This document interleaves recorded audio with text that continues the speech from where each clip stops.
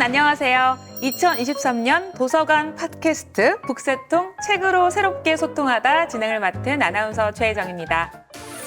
오늘 함께할 작가님을 소개해 드리겠습니다.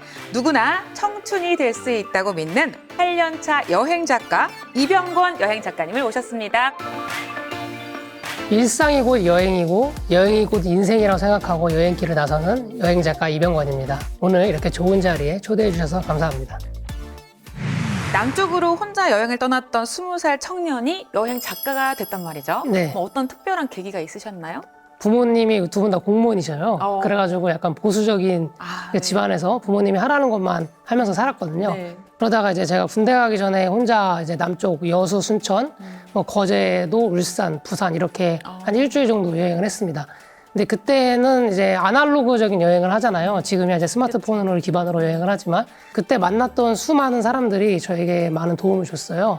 그래서 그때 이제 사람들을 만나면서 여행이 굉장히 많은 사람들을 만날 수 있고 내 경험을 많이 할 수 있는구나 이거를 깨닫게 되면서 그때부터 이제 본격적으로 여행을 좋아하게 됐고 그 여행을 하면서 뭐 견문을 넓힌다 이런 얘기 하잖아요. 근데 저는 이제 견문을 넓혔다기보다는 제 스스로 모든 걸 다 주관적으로 결정하고 능동적으로 행동하고 모든 여행지에서 만나는 풍경들은 다 제 선택에 의한 결과고 내가 좋아하는 건 뭔지 내가 그동안 하고 싶었던 일은 뭔지 이런 것들을 좀 돌이켜볼 수 있는 시간들이 많았어요. 네. 그래서 여행을 하면서 내가 이 여행으로서 일을 하고 이 여행으로서 얻는 가치들을 다른 사람들과 공유하고 싶다 이런 생각을 하게 되면서 저처럼 혹시나 좀 이제 수동적인 삶을 살았던 분들께 여행이라는 거는 굉장히 능동적인 힘을 주는 그런 요소가 될 수 있다. 이런 거를 좀 많이 서로 공유하고 싶고 또 제 여행 이야기를 많이 이렇게 풀어내고 싶어가지고 그러면서 이제 본격적으로 여행 작가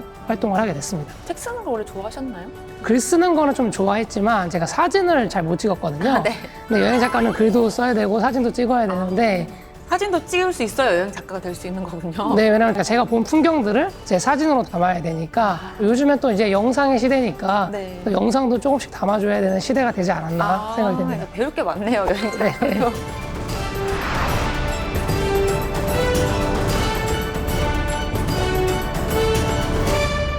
근데 사실 제가 작가님을 소개받을 때 배낭여행의 고수님이라고 들었거든요. 혹시 그럼 배낭여행을 또 시작하는 계기는 있으세요? 군대에 있을 때 그 군 장병도서라고 있습니다. 네. 거기서 이제 그 일본 작가인 이시다 유스케라는 분이 쓴 세계 일주 여행책을 봤어요. 세계 일주. 제목이 이제 가보기 전엔 죽지 마라라는 책이거든요. 그래서 안 가볼 수 없게 만드는 제목이잖아요. 그래서 네. 저도 제목만 보고 일단 책을 폈는데요. 그분이 이제 특이한 거는 자전거로 세계 일주를 하셨습니다. 오, 자전거로요? 네, 그래서 원래 3년을 목표로 하고 여행을 출발했는데 여행을 하다 보니까 7년이 넘는 시간 동안 2배 훨씬 넘게. 네, 그 여행을 자전거로 전 세계를 여행하셨고요. 그 당시가 2005년, 2006년이었는데 그때만 하더라도 남미 여행이 좀 오지의 느낌이 많았단 말이에요. 그런데 그 책의 내용의 한 60%, 70%가 남미 여행 이야기란 말이죠.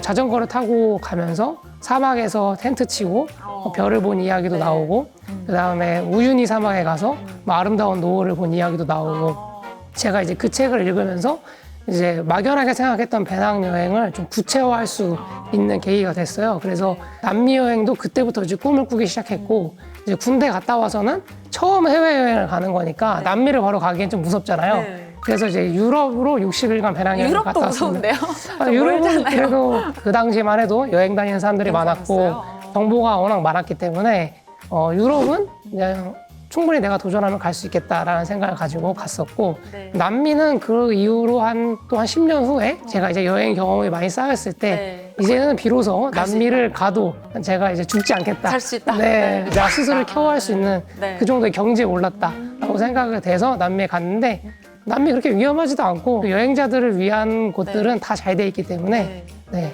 좋았습니다.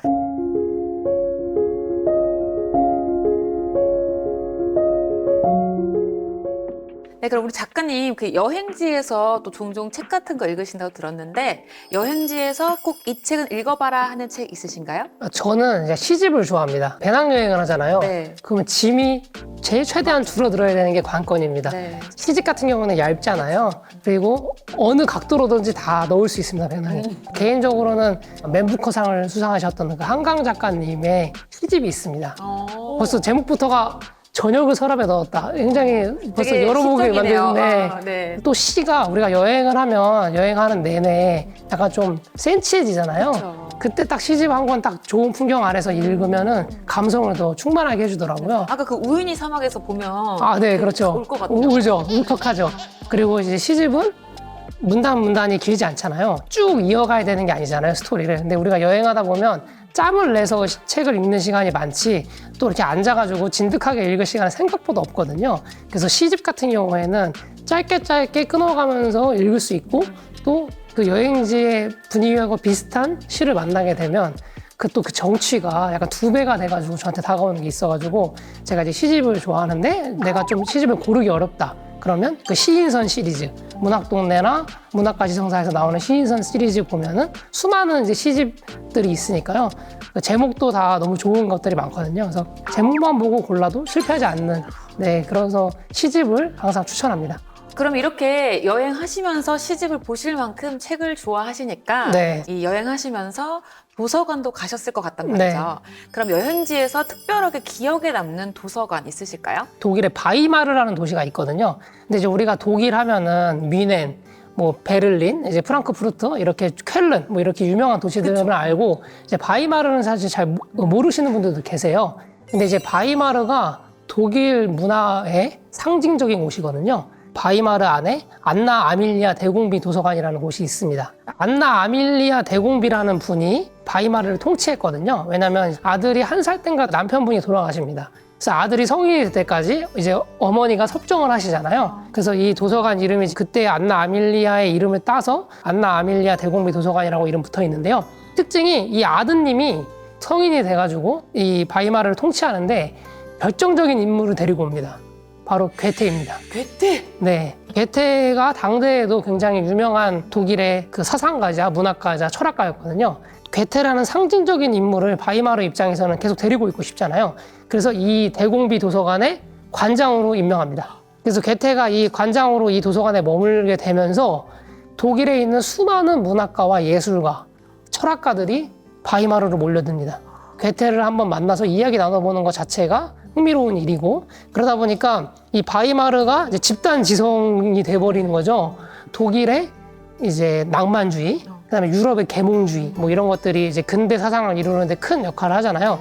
그런 것들이 이 독일 바이마르에 다 모입니다. 그래서 지금도 독일 사람들이 문화의 꽃을 얘기할 때는 이 바이마르라는 도시와 이 바이마르 공국의 역사를 빼놓지 않을 수 없거든요. 근데 아쉬운 점이 화재가 나면서 그 책의 절반이 불에 타 없어졌다고 합니다. 근데 그때는 이제 중세 시대의 고서들부터 이런 것들이 많았을 거 아니에요. 그래서 조금 이제 아쉬운데 다행하게도 그 바로 옆에 현대식 안나 아밀리아 대공비 도서관을 또 졌습니다. 큐브라고 불러요. 왜냐면 이제 직사각형의 이렇게 책들이 층층이 딱 돼 있거든요. 가운데 홀에 3층, 4층 규모로 돼 있어가지고 여기 같은 경우에는 이제 바이마르와 관련된 도서들도 있고 현대 도서들도 있고 우리가 이제 흔하게 접할 수 있는 도서관의 느낌들이 이곳에는 많이 있어가지고 이렇게 열람실도 돼 있고 처음에는 이 바이마르 갔었을 때 안나 아밀리아 대공비 도서관을 안에 들어가 보시면 여기에 괴테의 흉상도 있고 안나 아밀리아의 초상화도 있고 이 안에 볼 포인트들이 있거든요. 그리고 이제 여기 오디오 투어가 됩니다. 오디오 투어를 들으시면서 한번 보시고 그 다음에는 나와서 큐브에 가셔가지고 이제 현대식 도서관은 또 어떤 느낌인지 한번 이제 즐겨보시면은 굉장히 좋은 추억으로 남길 수 있는 도시가 아닌가 싶습니다. 그리고 바이마르 자체가 인구가 6만 명밖에 되지 않는 소도시예요. 독일의 대도시들과는 또 완전히 또 다른 느낌의 평화롭고 좀 행복하게 이렇게 좀 즐길 수 있는 곳이라서 좋고요. 또 바이마르에는 바우하우스 미술관이 바이마르에 있습니다. 바우하우스와 관련된 또 예술가들 그리고 바우하우스와 관련된 건축가들 이런 것들도 경험할 수 있으니까 제가 이제 예술 여행을 좋아한다 하면은 바이마르를 빼놓을 수 없는 곳입니다.